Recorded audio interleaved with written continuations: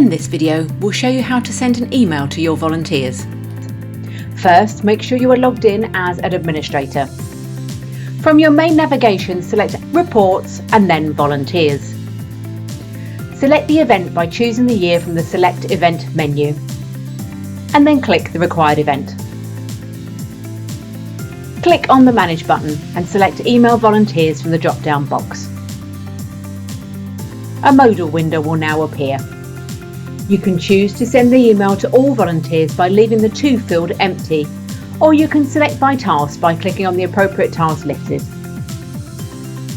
Enter the subject in the subject field and enter your message in the free text message field. Don't worry about Dear or From, as this will be included automatically. There is the option for you to include up to 2 attachments. For example, you may want to send a health and safety document for those that have volunteered to cook at your summer barbecue. To do this, click the Browse button to search for the file on your local device. Click the Send button to send the message to your volunteers. And that's it! You've now successfully sent an email to your volunteers. Head to our other tutorials and FAQs for any further guidance you require, from setting up events to holding a raffle. Thanks for watching.